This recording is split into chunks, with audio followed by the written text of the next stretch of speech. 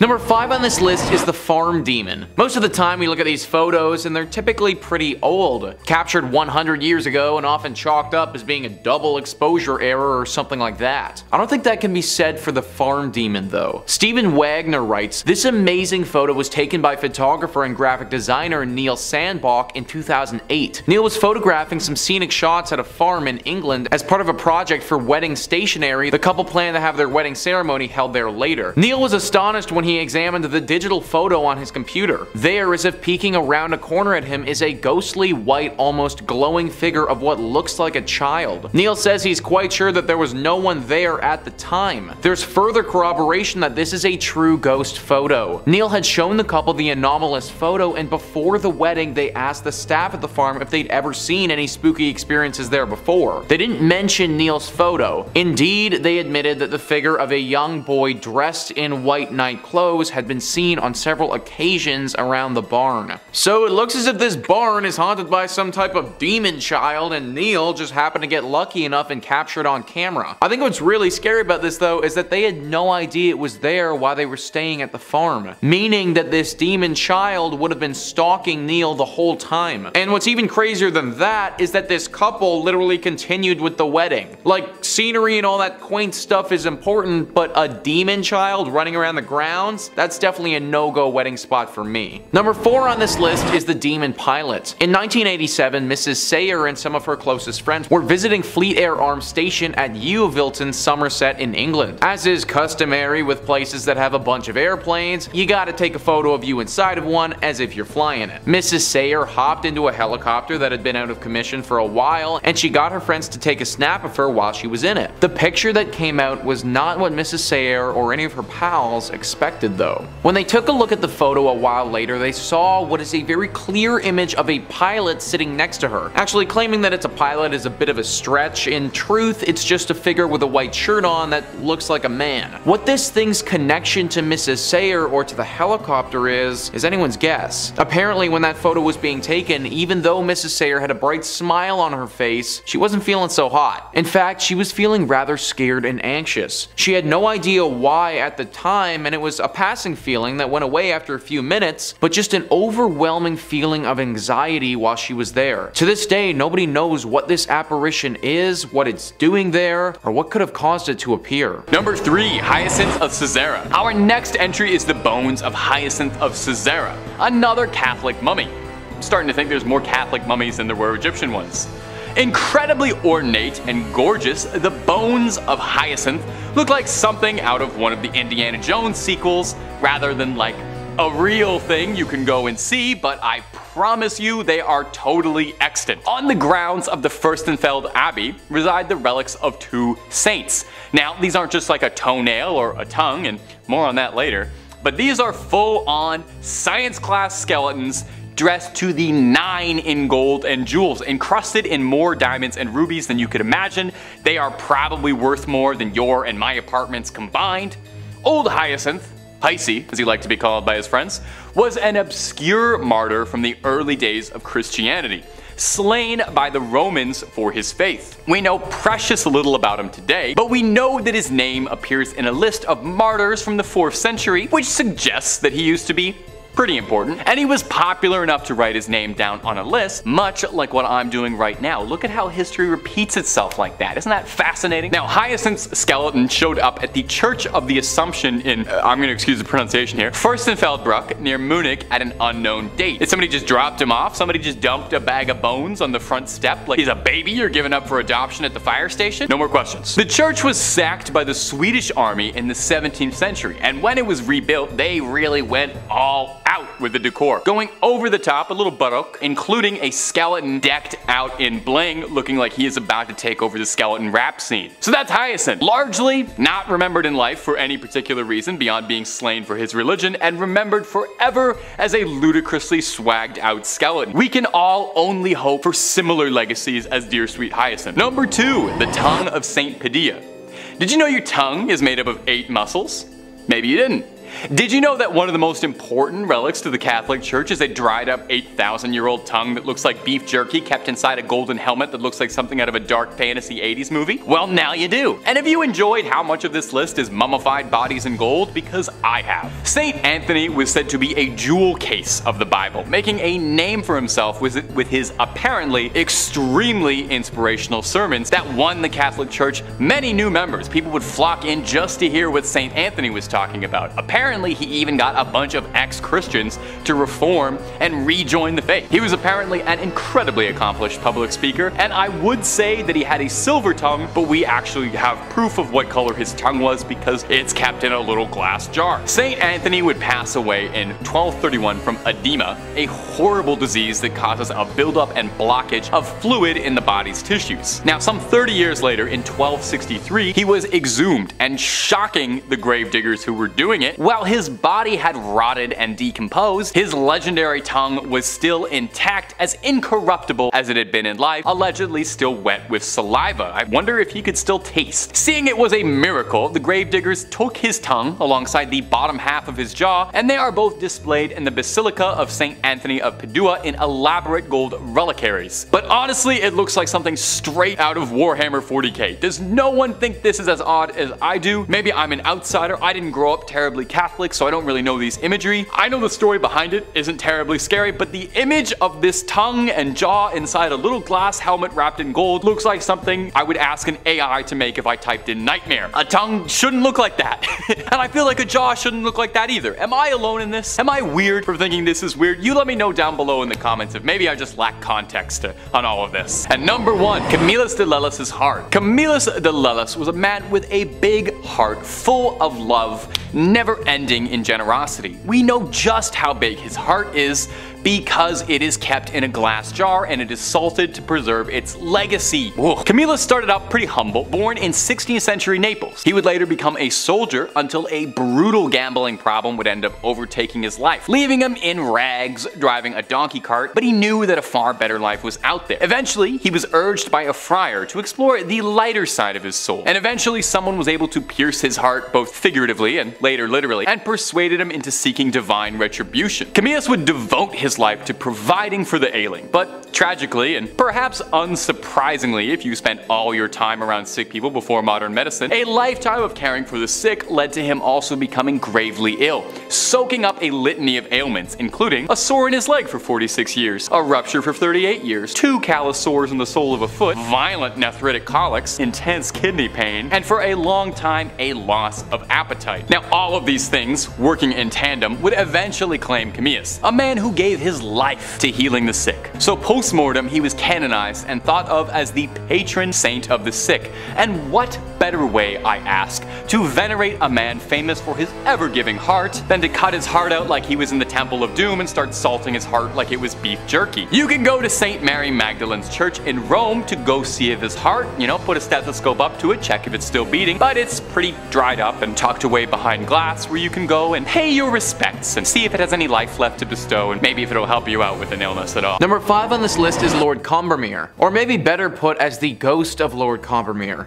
The picture that we're going to look at today depicts the ghostly silhouette of the late Lord Combermere sitting in his chair. Insider writes, amateur photographer Courbet allegedly set up her camera and took this hour-long exposure while the funeral of her brother-in-law, Lord Combermere, was taking place 4 miles from the home. Interestingly, the apparition that appears to be sitting in the deceased Lord Combermere's chair is suggested to be Lord Combermere himself. I think the scariest part about this photograph is the timing. The fact that this was apparently captured literally right when the funeral for this man was being held. It's very possible that his spirit could have still been in and around the area and wasn't quite ready to leave the world of the living yet. Ghost Story UK says, it's thought by some that during that time a servant might have come into the room and sat briefly in the chair, creating the transparent image. This idea was refuted by members of the household, all testifying that they were all attending Lord Combermere's funeral. Sir William Barrett, who investigated the case and reported on it, and the Journal of the Society for Physical Research was not satisfied. Working on the theory that a manservant may have come in and seated himself in the chair, he took a test photograph and got a picture that was almost a duplicate of the Grand Grimoire photograph. The matter seemed ended, but as he told in his book On the Threshold of the Unseen in 1918,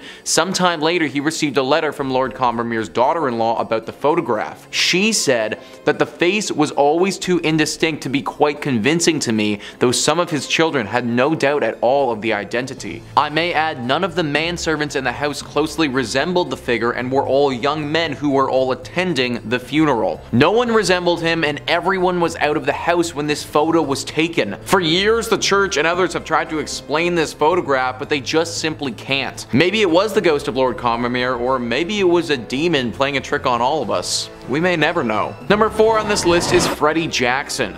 In this photo, we're going to be looking at Sir Victor Goddard's Royal Air Force Squadron. This picture was taken in 1919 after World War I and showed a bunch of young strapping pilots. What's wild about this though is the unexpected visitor that we have in the back row. If we zoom into the top row and look at the man fourth from the left, we can see something over his right shoulder.